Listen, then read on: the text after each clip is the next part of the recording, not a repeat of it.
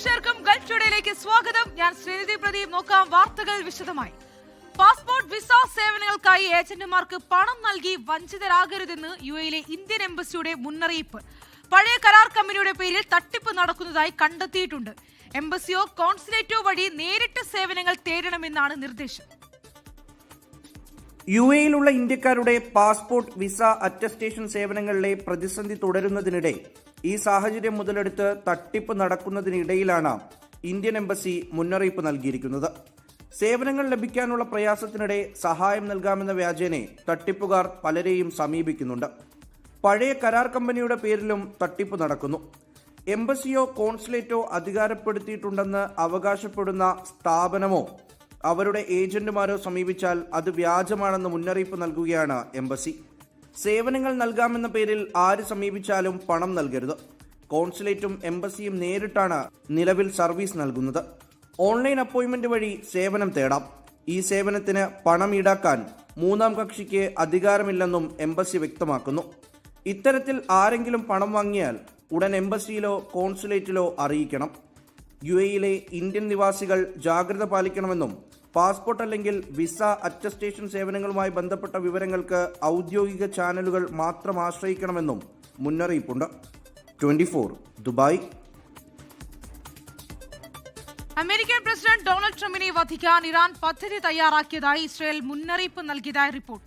ഇറാനുമായുള്ള തുടർ ചർച്ചകൾക്ക് തയ്യാറാണെന്ന് അമേരിക്ക. ഇരു രാജ്യങ്ങളും ആക്രമണങ്ങൾ നിർത്തിവെച്ചെന്നാണ് റിപ്പോർട്ടുകൾ.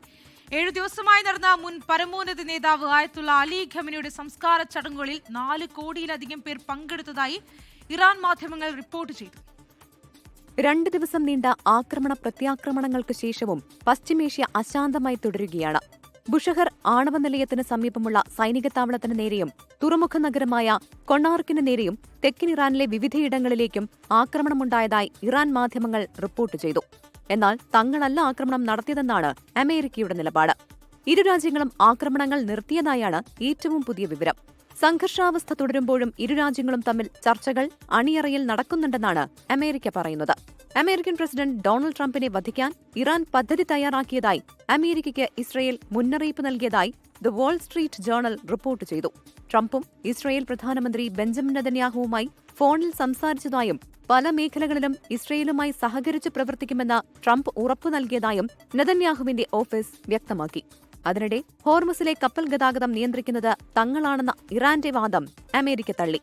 മെയ് മാസം ആദ്യം മുതൽ ഇതുവരെ അമേരിക്കൻ സഹായത്തോടെ 800 കപ്പലുകൾ ഹോർമുസ് കടന്നതായി US സെൻട്രൽ കമാൻഡ് വ്യക്തമാക്കി. 2 ദിവസമായി നടന്ന അമേരിക്കൻ ആക്രമണത്തിൽ 3 ഇസ്ലാമിക് റവല്യൂഷണറി ഗാർഡ് സൈനികരടക്കം 14 പേർ കൊല്ലപ്പെടുകയും 70-ലേറെ പേർക്ക് പരുക്കേൽക്കുകയും ചെയ്തിരുന്നു.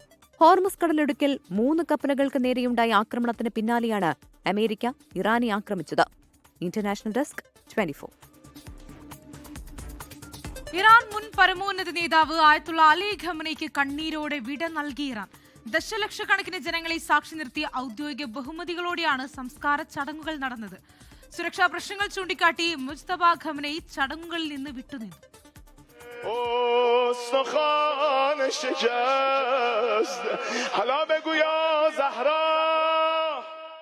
ആയത്തുള്ള അലി ഖമനയുടെ ജന്മനാടായ മഷ്ഹദിലാണ് രാജ്യത്തെയും അനുയായികളെയും കണ്ണീരിലാഴ്ത്തിയ അവസാനഘട്ട സംസ്കാര ചടങ്ങുകൾ നടന്നത്.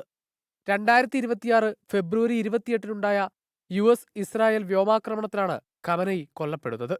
ഇറാനിയൻ സൈനിക വിമാനങ്ങളുടെ കനത്ത സുരക്ഷാ കമ്പടിയോടെ ഇന്നലെ രാവിലെയാണ് ഖമനയിയുടെയും ആക്രമണത്തിൽ കൊല്ലപ്പെട്ട മറ്റ് 4 കുടുംബാംഗങ്ങളുടെയും മൃതദേഹങ്ങൾ മഷ്ഹദിൽ എത്തിച്ചത്. നജഫ്, കർബല എന്നിവിടങ്ങളിൽ നടന്ന വികാരനിർഭരമായ അനുശോചന ചടങ്ങുകൾക്ക് ശേഷമാണ് ഭൗതികദേഹം മഷ്ഹദിലേക്ക് കൊണ്ടുവന്നത്.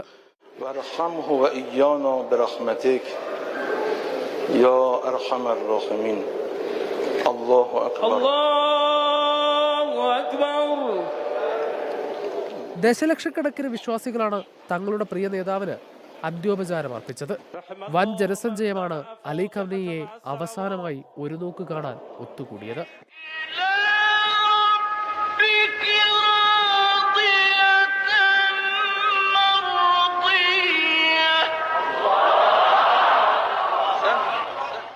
ജനത്തിരക്ക് കാരണം സംസ്കാര ചടങ്ങുകൾ നിശ്ചയിച്ച സമയത്തിൽ നിന്നും ഏറെ വൈകി. സംസ്കാര ചടങ്ങുകളിൽ ഖമനയുടെ 4 മക്കൾ പങ്കെടുത്തു. സുരക്ഷാ പ്രശ്നങ്ങൾ ചൂണ്ടിക്കാട്ടി മുജ്തബ കമനയി ചടങ്ങുകളിൽ നിന്ന് വിട്ടുനിന്നു. അമേരിക്കൻ പ്രസിഡന്റ് ഡൊണാൾഡ് ട്രംപ്, ഇസ്രായേൽ പ്രധാനമന്ത്രി ബെഞ്ചമിൻ നെതന്യാഹു എന്നിവർക്കെതിരെ തെരുവിൽ പ്രതിഷേധം അണപൊട്ടിയൊഴുകി.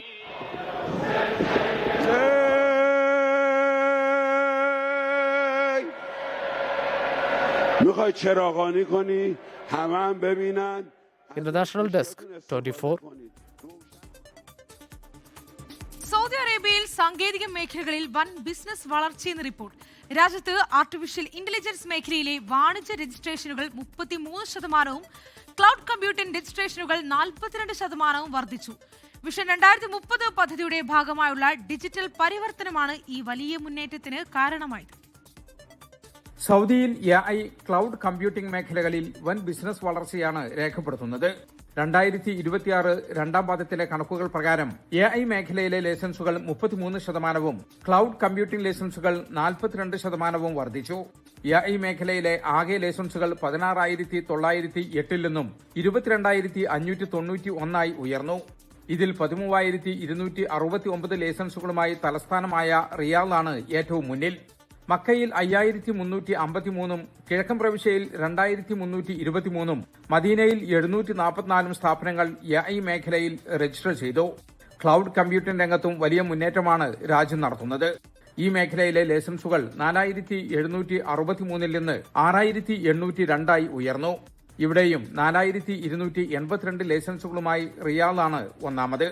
മക്കയിൽ 1,294, കിഴക്കൻ പ്രവിശ്യയിൽ 698, മദീനയിൽ 196, അൽഖസീമിൽ 91 ലൈസൻസുകൾ ക്ലൗഡ് മേഖലയിലുണ്ട്. എണ്ണ ഇതര വരുമാനം വർദ്ധിപ്പിക്കാനും കൂടുതൽ വിദേശ നിക്ഷേപങ്ങൾ രാജ്യത്തേക്ക് ആകർഷിക്കാനും ഈ വളർച്ച സഹായിക്കുമെന്നാണ് വിലയിരുത്തൽ. 24 ജിദ്ദ. സൗദി അറേബ്യയിലെ അബഹ അന്താരാഷ്ട്ര വിമാനത്താവളം ആഗോളതലത്തിൽ 1ാം സ്ഥാനത്ത്. ജൂൺ മാസത്തിൽ ലോകത്തിലെ ഏറ്റവും കൃത്യസമയത്ത് വിമാന സർവീസുകൾ നടത്തിയ വിമാനത്താവളമായാണ് അബഹ തെരഞ്ഞെടുക്കപ്പെട്ടത്. അന്താരാഷ്ട്ര ഏജൻസിയായ സിറിയം പുറത്തുവിട്ട റിപ്പോർട്ട് പ്രകാരം 93.84% സർവീസുകളും അബഹയിൽ കൃത്യസമയത്താണ് നടന്നത്. യാത്രക്കാർക്ക് മികച്ച സേവനം നൽകുന്നതിലും വിമാനത്താവളത്തിന്റെ പ്രവർത്തന മികവിലും വലിയ മുന്നേറ്റമാണ് അബഹ കാഴ്ചവെക്കുന്നത്. സൗദിയിലെ ടൂറിസം മേഖലയിലൂടെ വികസനത്തിന് ഈ പുതിയ നേട്ടം വലിയ ഊർജ്ജമാകും. വിമാനത്താവളങ്ങളുടെ നിലവാരം ഉയർത്താൻ ലക്ഷ്യമിട്ടുള്ള വികസന പദ്ധതികളുടെ വലിയൊരു വിജയം കൂടിയാണിത്.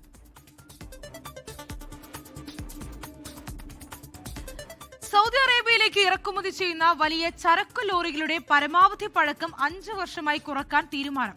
കിരീടാവകാശിയുടെ അധ്യക്ഷതയിൽ ചേർന്ന മന്ത്രിസഭാ യോഗത്തിലാണ് ഈ പുതിയ ഭേദഗതിക്ക് അംഗീകാരം നൽകിയത്. മുൻപ് 10 വർഷം പഴക്കമുള്ള വലിയ ട്രക്കുകൾ വരെ രാജ്യത്തേക്ക് ഇറക്കുമതി ചെയ്യാൻ അനുവാദമുണ്ടായിരുന്നു. ഇതാണ് 5 വർഷമായി ചുരുക്കിയത്. മൊത്തം ഭാരം 3.5 ടണ്ണിൽ കൂടുതൽ വരുന്ന ട്രാക്ടറുകൾ, ട്രെയിലറുകൾ തുടങ്ങിയ എല്ലാ വലിയ വാഹനങ്ങൾക്കും ഈ നിയമം ബാധകമായിരിക്കും. ഇനി മുതൽ വാഹനങ്ങളുടെ പഴക്കം നോക്കുന്നത് അത് നിർമ്മിച്ച വർഷത്തിന് പകരമായി മോഡൽ വർഷം അടിസ്ഥാനമാക്കിയിരിക്കും. സൗദി ജനറൽ ട്രാൻസ്പോർട്ട് അതോറിറ്റിയുടെ നിർദ്ദേശപ്രകാരമാണ് ഈ പുതിയ മാറ്റം. വാണിജ്യ മന്ത്രാലയവും ട്രാഫിക് വകുപ്പും ചേർന്നാണ് പുതിയ മാറ്റം നടപ്പിലാക്കുക. റോഡ് സുരക്ഷ വർദ്ധിപ്പിക്കാനും മികച്ച വാഹനങ്ങൾ മാത്രം നിരത്തിലിറക്കാനും ഈ തീരുമാനം സഹായിക്കും. ഓസ്ട്രേലിയയിലെ ഇന്ത്യൻ വിസ പാസ്പോർട്ട് സേവനങ്ങൾ താൽക്കാലികമായി മുടങ്ങിയത് പ്രവാസികളെയും യാത്രക്കാരെയും ആശങ്കയിലാക്കിയിരിക്കുകയാണ്. കേന്ദ്ര വിദേശകാര്യ മന്ത്രാലയത്തിന്റെ അടിയന്തര ഇടപെടൽ ഉണ്ടാകുമെന്ന പ്രതീക്ഷയിലാണ് പ്രവാസികൾ. ഓസ്ട്രേലിയയിൽ നിന്നും പെനീന മാത്യു തയ്യാറാക്കിയ റിപ്പോർട്ട് കാണാം. ഓസ്ട്രേലിയയിലെ ഇന്ത്യൻ വിസ സേവനങ്ങളുടെ അനിശ്ചിതകാല വിലക്കിന് ഇനിയും പരിഹാരമായില്ല. ഇന്ത്യയുടെ വിദേശകാര്യ മന്ത്രാലയവും VFS ഗ്ലോബലും തമ്മിലുള്ള കരാർ പുതുക്കുന്നതുമായി ബന്ധപ്പെട്ട് ഡൽഹി ഹൈക്കോടതി പുറപ്പെടുവിച്ച ഉത്തരവാണ് 2026 ജൂലൈ 1 മുതൽ സേവനങ്ങൾ പെട്ടെന്ന് നിലയ്ക്കാൻ കാരണമായത്. വിഷയത്തിന്റെ പ്രാധാന്യം കണക്കിലെടുത്ത് കേന്ദ്ര വിദേശകാര്യമന്ത്രി ഡോക്ടർ S ജയശങ്കർ അടിയന്തരമായി ഇടപെട്ടതായാണ് റിപ്പോർട്ടുകൾ. നിയമപരമായ തടസ്സങ്ങൾ വേഗത്തിൽ നീക്കാൻ കേന്ദ്ര സർക്കാർ മുൻകൈയെടുക്കുമെന്നും അതുവരെ പ്രവാസികളുടെ ബുദ്ധിമുട്ടുകൾ ഒഴിവാക്കാൻ ഓസ്ട്രേലിയയിലെ ഇന്ത്യൻ കോൺസുലേറ്റുകൾ വഴി നേരിട്ട് ഇടക്കാല സംവിധാനങ്ങൾ ഒരുക്കുന്നത് പരിഗണിക്കുമെന്നും അദ്ദേഹം വ്യക്തമാക്കിയിട്ടുണ്ട്. പുതിയ പാസ്പോർട്ട്, OCI, വിസ എന്നിവയ്ക്ക് അപ്പോയിന്റ്മെന്റ് എടുത്തവർക്കും പുതുതായി അപേക്ഷിക്കാനിരുന്നവർക്കും നിലവിൽ സേവനം ലഭ്യമാകില്ല. ഇതിനകം അപേക്ഷ സമർപ്പിച്ച് പാസ്പോർട്ടോ മറ്റ് രേഖകളോ തിരികെ ലഭിക്കാൻ കാത്തിരിക്കുന്നവരുടെ നടപടികളും തടസ്സപ്പെട്ടിരിക്കുകയാണ്. ജൂലൈ മാസത്തിലെ സ്കൂൾ അവധിക്കാലത്ത് ഇന്ത്യയിലേക്ക് യാത്ര പ്ലാൻ ചെയ്ത പ്രവാസി കുടുംബങ്ങൾ, ടൂറിസ്റ്റുകൾ, ബിസിനസ് യാത്രികർ എന്നിവർ ഇതോടെ ആശങ്കയിലായി. VFS കേന്ദ്രങ്ങൾ വഴിയുള്ള സേവനങ്ങൾ മുടങ്ങിയെങ്കിലും ഇന്ത്യയുടെ ഔദ്യോഗിക പോർട്ടൽ വഴിയുള്ള ഇ വിസ സേവനങ്ങൾക്ക് തടസ്സമില്ല. ഇത് ബ്യൂറോ ഓഫ് ഇമിഗ്രേഷൻ നേരിട്ട് കൈകാര്യം ചെയ്യുന്നതിനാൽ സാധാരണ നിലയിൽ തന്നെ ലഭ്യമാണ്. അടിയന്തരമായി ഇന്ത്യയിലേക്ക് പോകേണ്ടവർക്കും ബിസിനസ് ആവശ്യങ്ങൾക്കായി പോകുന്നവർക്കും ഈ വിസ സംവിധാനം പ്രയോജനപ്പെടുത്താം. നിലവിലെ അനിശ്ചിതത്വം തുടരുന്നതിനാൽ വിസ സെന്ററുകളിലേക്ക് നേരിട്ട് പോകുന്നതിന് മുൻപും യാത്രകൾ പ്ലാൻ ചെയ്യുന്നതിന് മുൻപും ഇന്ത്യൻ ഹൈക്കമ്മീഷന്റെയോ VFS ഗ്ലോബലിന്റെയോ ഔദ്യോഗിക വെബ്സൈറ്റുകൾ വഴി പുതിയ അറിയിപ്പുകൾ വന്നിട്ടുണ്ടോ എന്ന് പരിശോധിക്കാൻ അധികൃതർ നിർദ്ദേശിക്കുന്നു. Penina Mathew, 24, Australia. London stock എക്സ്ചേഞ്ചിൽ മാർക്കറ്റ് ഓപ്പൺ ചെയ്ത് ഡോക്ടർ ഷംഷീർ വാലിന്റെ നേതൃത്വത്തിലുള്ള ബുർജിൽ ഹോൾഡിംഗ്സ് 4708 കോടിയുടെ ആഗോള ബോണ്ടിങ്ങിന് പിന്നാലെയാണിത്. 2018 ശേഷം മെനാ മേഖലയിൽ നിന്നുള്ള ആദ്യ health care company ബോണ്ടാണിത്.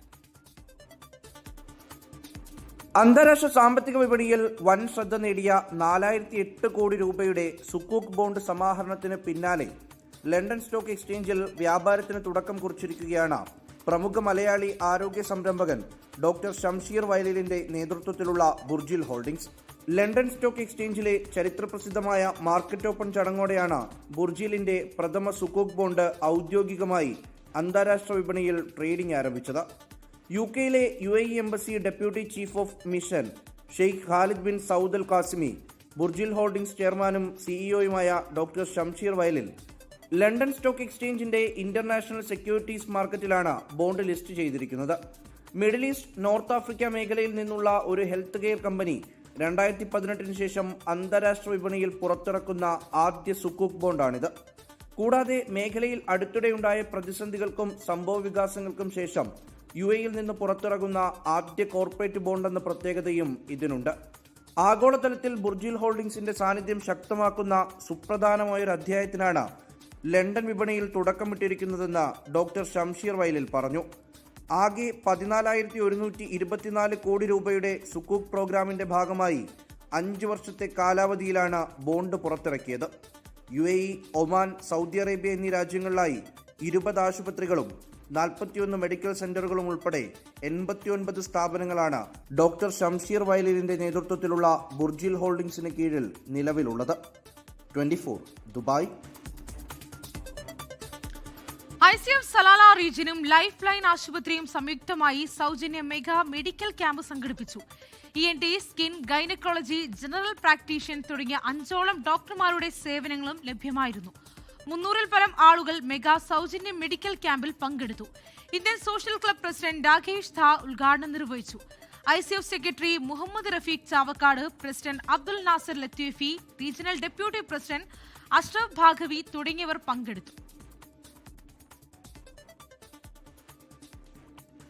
യുഎയിലെ ഫുഡ്ബുക്ക് restaurant group സംഘടിപ്പിക്കുന്ന തിരമാല സീ ഫുഡ് ഫെസ്റ്റിവലിന് തുടക്കമായി.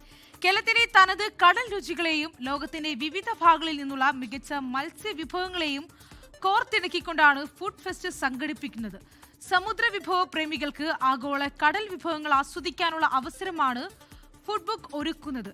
100-ലധികം വ്യത്യസ്ത സീ ഫുഡ് വിഭവങ്ങൾ, 24 രാജ്യങ്ങളിൽ നിന്നുള്ള മത്സ്യങ്ങൾ, സമുദ്ര സദ്യ എന്നിവയാണ് ഫെസ്റ്റിന്റെ സവിശേഷതകൾ. ഈ മാസം 26 വരെയാകും ഫെസ്റ്റ് നടക്കുക. ദുബായ്, ഷാർജ, അജ്മാൻ എന്നീ എമിറേറ്റുകളുടെ ഔട്ട്ലെറ്റുകളിൽ തിരമാല സീ ഫുഡ് ഫെസ്റ്റ് ആസ്വദിക്കാമെന്ന് Nesto restaurant division operation head Kunju Muhammad വ്യക്തമാക്കി.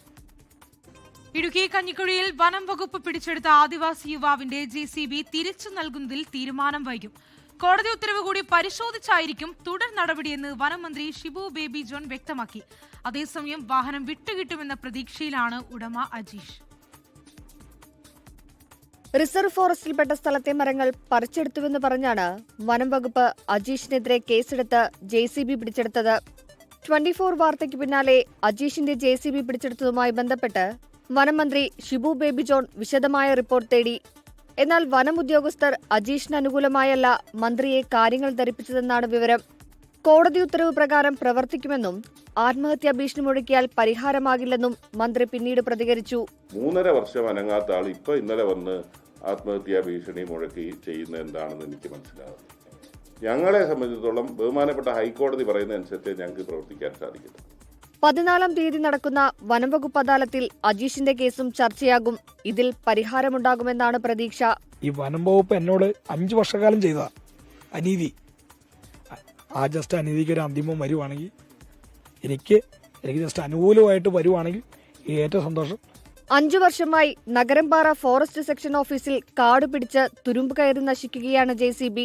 24 ഇടുക്കി.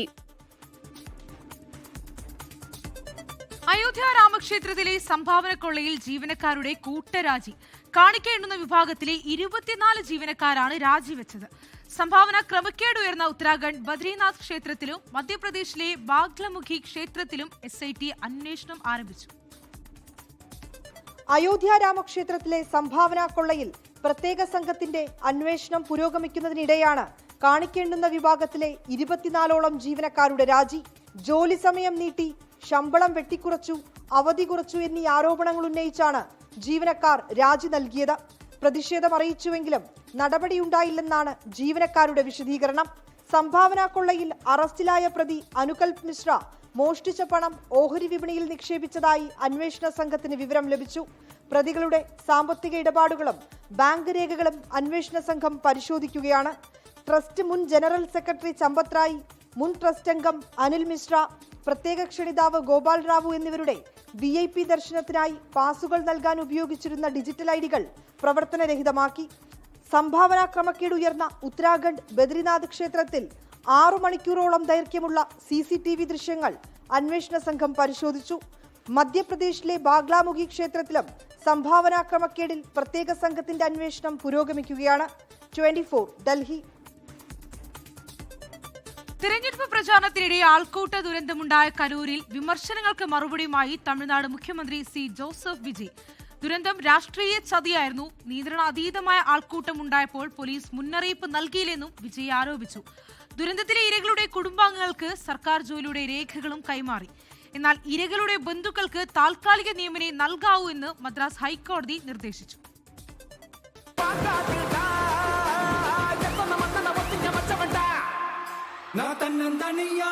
തിരഞ്ഞെടുപ്പ് റാലിക്കിടെ തിക്കിലും തിരക്കിലും പെട്ട് 41 പേർക്ക് ജീവൻ നഷ്ടമായ കരൂരിൽ ഇതാദ്യമായാണ് വിജയ് എത്തുന്നത്. ദുരന്തത്തിൽ മുൻ സർക്കാരിനെയും പോലീസിനെയും കുറ്റപ്പെടുത്തി പ്രസംഗം. இதுல வாய் கூசாம சட்டசபையில ஸ்டாலின் சார் நம்ம மேல திருப்பி விட்டு அங்க ஒரு அரசியல் செய்யறாரு. அதுக்கு என்ன அர்த்தம்? இப்படி எல்லாம் பண்ணா நம்ம மக்களை விட்டு ஓடிடுவேன் நினைப்பா? யார் என்ன ஓடினாலும் நான் மக்களை விட்டு எல்லாம் ஓட மாட்டேன். പ്രസംഗം ആവേശത്തോടെ ഏറ്റെടുത്ത TVK പ്രവർത്തകർ. தரமா இருந்துச்சு. வேற மாதிரி பேசிட்டாரு. இன்னும் கொஞ்ச நேரம் பேசியிருந்தா நல்லா இருந்திருக்கும்.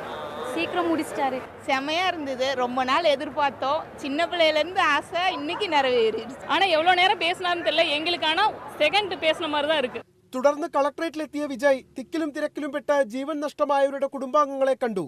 ഒപ്പമുണ്ടെന്ന ഉറപ്പ് നൽകി. നേരത്തെ നൽകിയ ജോലി എന്ന ഉറപ്പ് പാലിച്ചു. பல குடும்பங்கள் ரொம்ப எளிய வறுமையில் இருக்கிற விளிம்பு நிலை மக்களா தான் இருக்காங்க பாதிக்கப்பட்டவங்க எல்லாருமே. ஸோ அப்போ பாதிக்கப்பட்டவங்களுக்கு ஒரு எளிய உதவியை நம்ம கொடுக்கணும் அப்படிங்கிற ஒரு நல்ல எண்ணத்தோட மாண்புமிகு முதலமைச்சர் அவர்கள் முதல் முறையாட்டத்துக்கு தான் வந்திருக்காரு. എന്നാൽ കരൂർ ദുരന്തത്തിൽ മരിച്ചവരുടെ ബന്ധുക്കൾക്ക് താൽക്കാലിക നിയമനം മാത്രമേ നൽകാവൂ എന്ന് മദ്രാസ് ഹൈക്കോടതി നിർദ്ദേശിച്ചു. നിയമനം നിയമസഭയിൽ പ്രഖ്യാപിച്ചിരുന്നു എന്നും ഹൈക്കോടതിയുടെ മധുര ബെഞ്ച് ചോദിച്ചു. കേസ് ഈ മാസം 21-ന് വീണ്ടും പരിഗണിക്കും. ഒരു മാസ് ആക്ഷൻ സിനിമ പോലെ അരമണിക്കൂർ നീണ്ടു നിൽക്കുന്ന വിജയുടെ തീ പാറുന്ന പ്രസംഗം തമിഴക രാഷ്ട്രീയത്തിൽ ഇനി TVK യുഗമെന്ന് ഉറപ്പിക്കുന്നതായിരുന്നു അദ്ദേഹത്തിന്റെ ഓരോ വാക്കുകളും. കരൂരിൽ നിന്ന് മുനീഫ് തിരൂരിനും ശ്യാം ബാലുവിനൊപ്പം നിഖിൽ പ്രമേഷ്, 24 കരൂർ. ലോകത്തെവിടെയായാലും ഏത് സമയത്തും 24 വാർത്തകളും ഓഗ്മെന്റഡ് റിയാലിറ്റി പാക്കേജുകളും എക്സ്പ്ലെയിനറുകളും വിശദമായി കാണാൻ ഞങ്ങളുടെ YouTube ചാനൽ നിങ്ങൾക്ക് സബ്സ്ക്രൈബ് ചെയ്യാം.